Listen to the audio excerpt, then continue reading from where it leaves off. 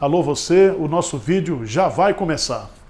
Então, antes de começar, por favor, inscreva-se no nosso canal, curta e também ative o sininho para receber as novidades, tá bom?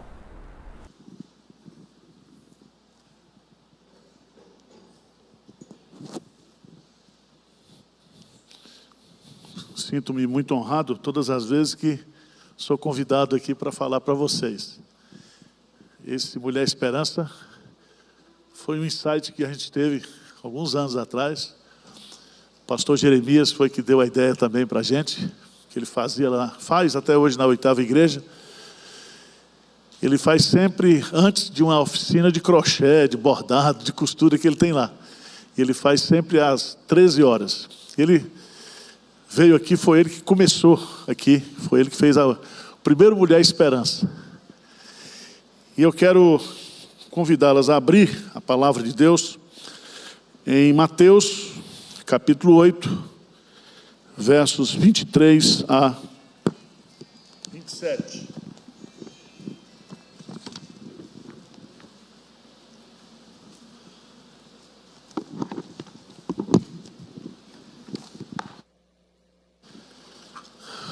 Diz assim a palavra de Deus. Então, entrando ele no barco, seus discípulos o seguiram. E eis que sobreveio no mar uma grande tempestade, de sorte que o barco era varrido pelas ondas. Entretanto, Jesus dormia. Mas os discípulos vieram acordá-lo, clamando: Senhor, salva-nos, perecemos. Perguntou-lhes então Jesus: por que sois tímidos, homens de pequena fé? E levantando-se, repreendeu os ventos e o mar, e fez-se grande bonança. E maravilharam-se os homens, dizendo: quem é este, que até os ventos e o mar lhe obedecem? Amém. Eu quero meditar com vocês hoje sobre o sentimento que muitas vezes nós temos de que Deus é indiferente a nós. Você é crente, você é filho de Deus, filha de Deus. Você está enfrentando uma situação difícil, complicada, uma tempestade. E parece que Deus não está nem aí para o que você está sentindo, para o que você está passando. Alguém já teve essa sensação aqui ou não? Muito obrigado, porque vocês me acompanham nisso, porque essa sensação é muito antiga e muitos crentes já viveram essa experiência. Veja lá no Salmo de número 10, o versículo 1. Salmo 10, versículo 1, Davi começa com uma pergunta para Deus.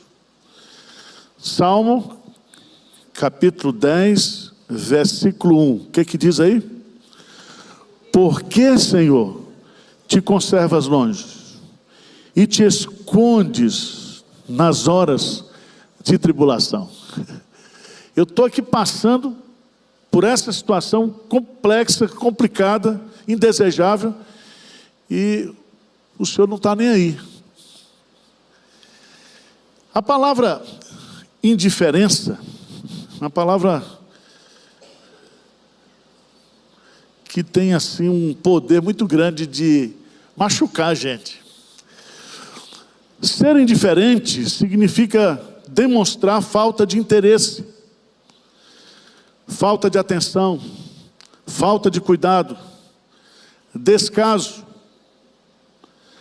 A indiferença significa mostrar-se insensível ao outro, ao que o outro está sentindo, o que o outro está passando. E nós, muitas vezes, praticamos isso uns com os outros, mas no nosso relacionamento com Deus, muitas vezes também nós nos sentimos ou sentimos que parece que Deus está indiferente a nós. Essa ideia está nesse texto que nós acabamos de ler. Essa tempestade, ela está registrada em Mateus, Marcos e Lucas. Tem outra tempestade, mas essa aqui é uma tempestade que aconteceu depois de Jesus pregar o grande sermão do monte. Ele tem depois 1 ou 2 dias intensos de curas, etc. E muito cansado, então ele se dirige aos seus discípulos e vamos atravessar para o outro lado. De um lado para o outro do Mar da Galileia. Os discípulos, em obediência a Jesus, entram no barco com ele.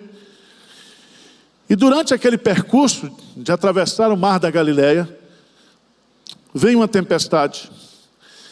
E quando essa tempestade vem, Jesus está dormindo.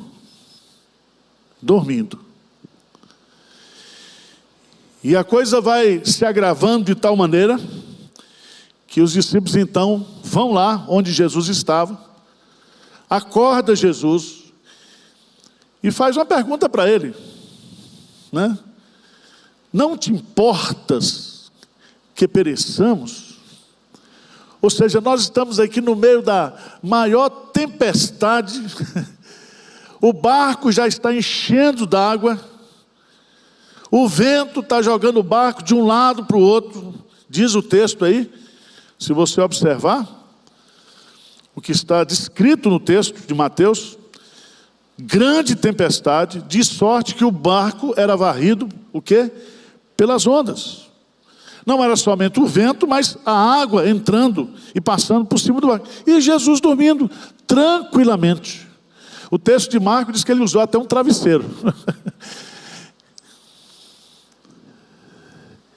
E a partir dessa ideia que eu queria meditar com vocês, sobre quando Jesus está dormindo, quando Jesus está assim, aparentemente insensível ao que nós estamos passando. E eu queria tirar algumas lições, pelo menos 4 lições principais desse texto para a nossa edificação espiritual.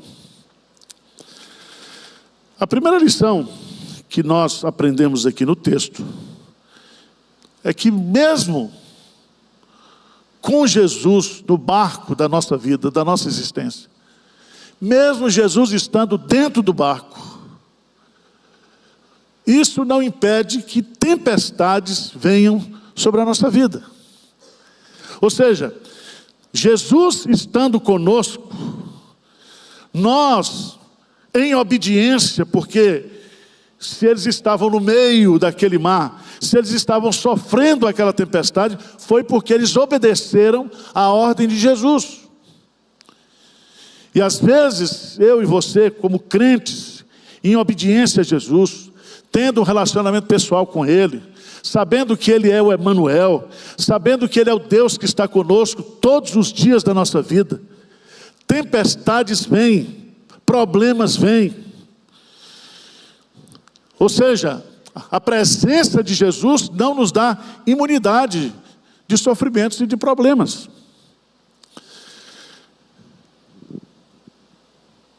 Se você observar bem, esses homens eram pescadores e ao atravessar o mar, eles não tiveram nenhuma dúvida de obedecer a Jesus, porque eles não viam no tempo nenhuma ameaça de tempestade. E às vezes, as tempestades vêm na nossa vida de forma inesperada. Não manda aviso, não dá sinal que vai ter o problema. Você está tranquilamente na sua vida e você resolve então fazer um exame de rotina, chega lá, você descobre que você está com um problema sério de saúde. E seu mundo então desmorona. Está tudo bem na sua casa, de repente acontece um problema com o filho, com a filha. Acontece um problema no seu relacionamento pessoal. E a tempestade vem. Vem quando tudo está céu de brigadeiro. Quando tudo aparentemente está na bonança. Vem quando você está em obediência a Deus. Vem quando Deus está presente na sua vida.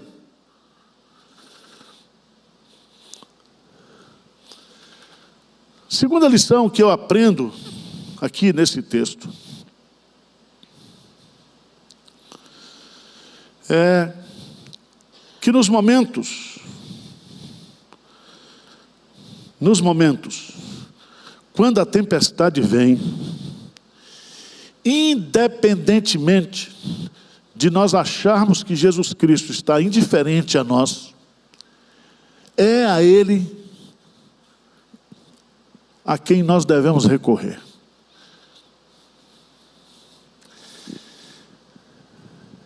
Meditando e escrevendo sobre as promessas de Deus, cada dia mais eu me conscientizo da importância de nós entendermos e de nós percebermos na nossa vida que Deus está conosco. A consciência, a convicção e a certeza de que Deus está conosco e que Ele pode, e Ele tem competência suficiente para nos ajudar, para nos socorrer naquele momento. Abra a sua Bíblia, por favor, lá em Isaías,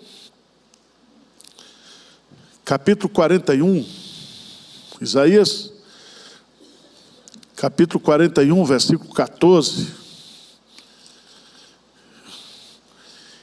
diz o texto sagrado: não temas, não tenhas medo, ó vermezinho de Jacó, povozinho de Israel, eu te ajudo, diz o Senhor, e o teu Redentor, presta atenção, o teu Redentor é o Santo de Israel. Ele diz: olha, vocês são pequenos. Ele usa essa expressão vermezinho, que era um verme mesmo, avermelhado, que não tinha importância nenhuma, e ele ainda usa a expressão povozinho de Israel, para dar a conotação de fato, nós somos impotentes, nós carecemos da ajuda do Redentor. Veja no versículo 13, o versículo anterior, o que ele diz? O que ele diz aí? Porque eu, o Senhor teu Deus, te tomo pela tua mão direita e te digo: não temas, que eu te ajudo. Então, irmãos, nós não temos que buscar ajuda em ninguém que não seja o Senhor nesses momentos da nossa vida. Pessoas podem nos ajudar. O Salmo 118 diz, né? Ele faz uma declaração para Deus: até o Senhor estava entre aqueles que me ajudaram.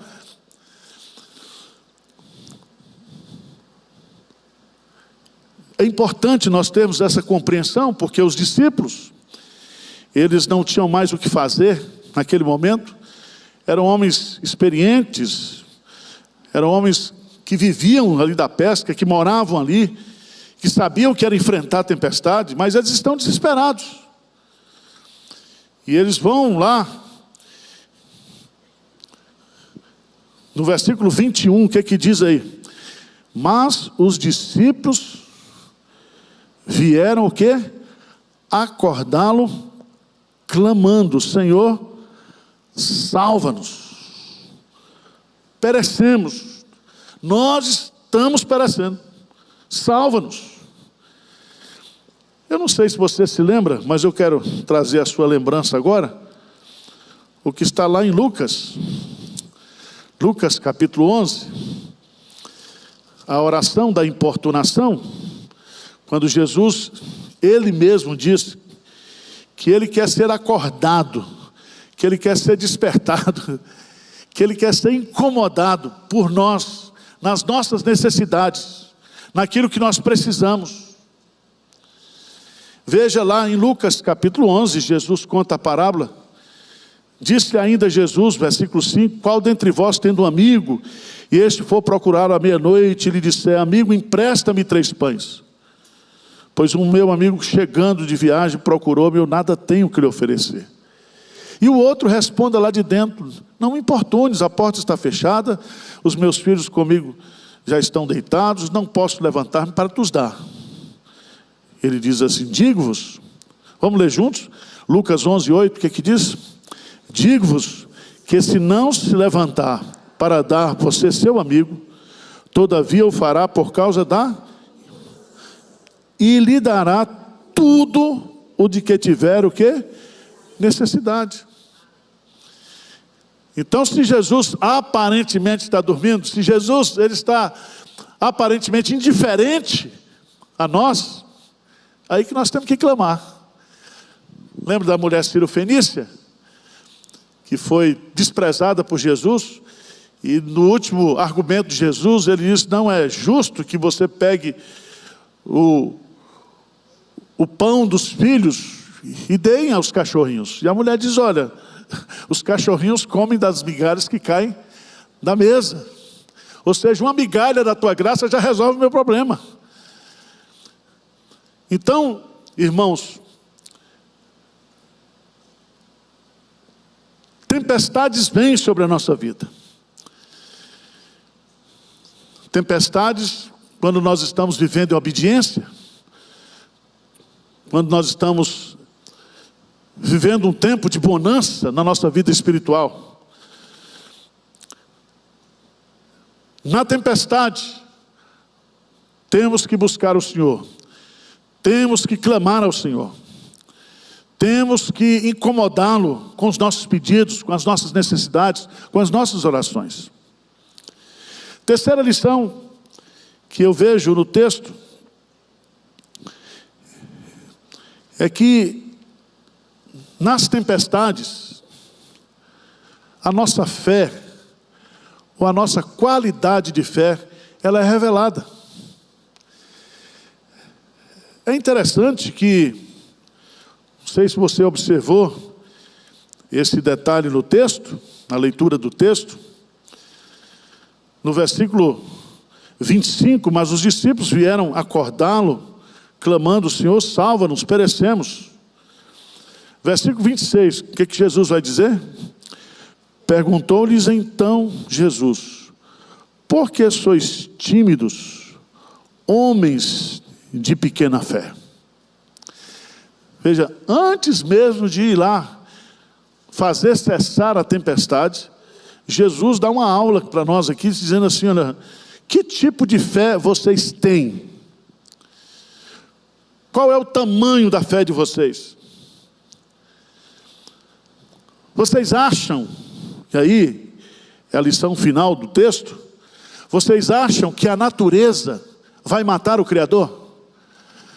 Vocês acham que uma tempestade, o vento, a água, o mar, vai matar aquele que criou todas as coisas? É tão interessante isso, meus amados irmãos. Essa expressão, pequena fé, refere-se à quantidade e à má qualidade da fé. Esta expressão aparece na Bíblia, no Novo Testamento, 5 vezes, e todas elas aplicadas aos discípulos. Veja lá em Mateus 6,30, quando Jesus está tratando da questão da ansiedade. Mateus 6,30. Veja lá, Mateus 6,30, diz assim: ora, se Deus veste assim a erva do campo, que hoje existe, e amanhã é lançada no forno, quanto mais a vós outros, homens de pequena fé. É muito interessante, meus amados irmãos, que a nossa fé, ela vem à tona, ela se expressa na sua qualidade, na sua profundidade, na sua pureza, justamente nesses momentos de tempestade.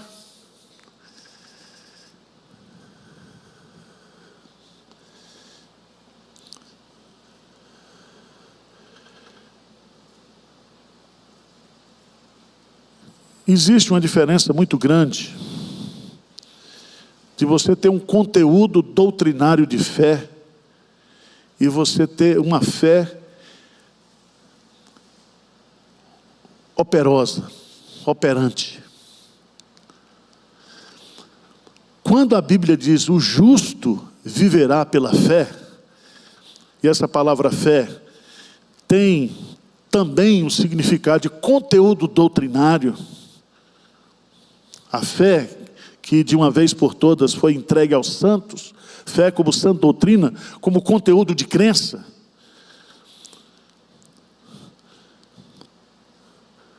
Mas o conteúdo é importante, a questão do conhecimento das verdades bíblicas são extremamente importantes, mas elas não são de nenhum valor se nós o que não colocarmos em prática. A primeira vez que Deus revela esse princípio está lá em Abacuque. Queria que você fosse lá em Abacuque, capítulo 3. Abacuque, capítulo 3. O profeta está justamente questionando as coisas que estão acontecendo. Ele não está entendendo absolutamente nada por causa da prosperidade do mal. E lá no capítulo 2 de Abacuque, ele recebe a resposta de Deus. E a resposta de Deus está no capítulo 2, versículo 4. Ele diz: eis o soberbo, sua alma não é reta nele, mas o justo viverá pela sua fé. E aí o capítulo 3, no meio de tudo aquilo que Abacuque está enfrentando, ele vai fazer uma oração que é um cântico. A oração de Abacuque no capítulo 3 é uma forma de canto, é um louvor que ele entoa. E eu queria que você fosse para o capítulo 3, versos 17 a 19, e ele vai dizer algo preciosíssimo. Olha o que ele diz aí. Vamos lá? Ainda que a figueira não floresça, nem haja fruto na vide, o produto da oliveira minta, e os campos não produzam mantimento, as ovelhas sejam arrebatadas do aprisco, e nos currais não haja gado, todavia eu me alegro no Senhor, exulto no Deus da minha salvação. O Senhor Deus é a minha fortaleza, e faz os meus pés como da coça, e me faz andar altaneiramente. Amém? Isso é viver pela fé. Viver pela fé. Mas eu quero concluir com a quarta lição aqui nesse milagre de Jesus. É que na tempestade, quando Jesus aparentemente está insensível e indiferente ao que nós estamos passando, e nós o clamamos, é aí que ele faz um grande milagre, faz uma grande intervenção. Esse texto aqui, se você observar, do ponto de vista teológico, há um propósito. Há um propósito. Jesus dorme, Jesus é acordado, ele dorme como homem, cansado que ele estava, porque ele é verdadeiramente o quê? Homem. Mas ao acordar-se, ele vai lá e se dirige para a natureza, e dá uma ordem para a natureza. E a natureza, o mar, o vento, lhe obedecem. Significa que os discípulos estão aprendendo aqui, na prática, uma aula de teologia. Que Jesus Cristo, ele é verdadeiramente homem, e ele é verdadeiramente o quê? Deus. Que ele, na sua humildade, na sua humanidade, ele se identifica conosco. Ele está cansado, ele dorme. Mas ao mesmo tempo, ele revela o seu grande poder. E é tão interessante, meus amados irmãos, que Jesus levanta-se, repreende os ventos e o mar, e diz o texto que fez-se grande bonança. Preste atenção, se a tempestade era grande, grande também é a bonança.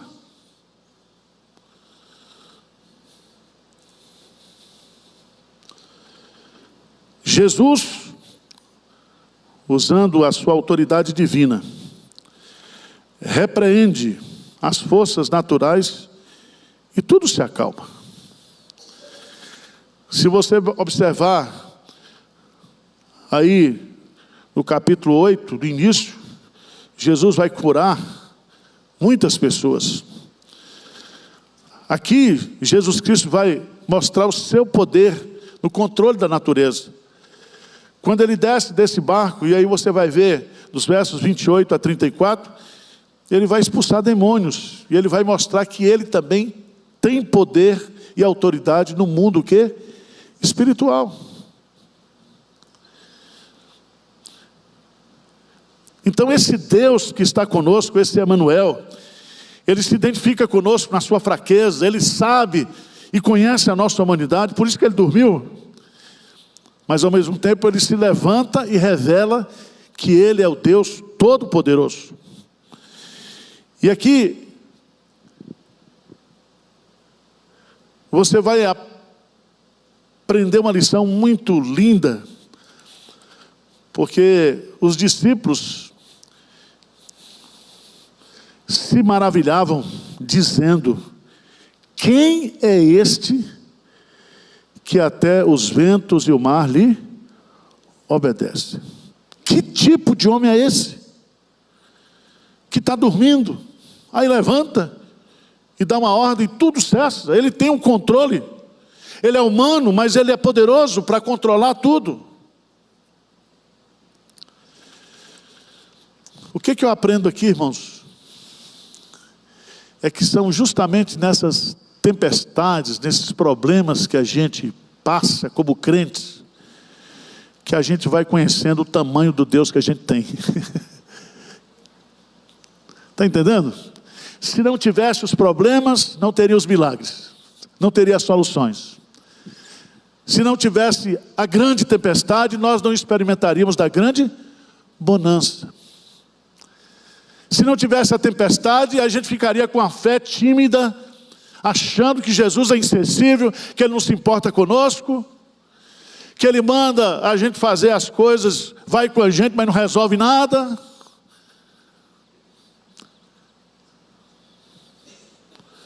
Outro dia, fazendo aconselhamento aqui, a pessoa dizendo que estava revoltada contra Deus. Eu disse: você está perdendo tempo, filho.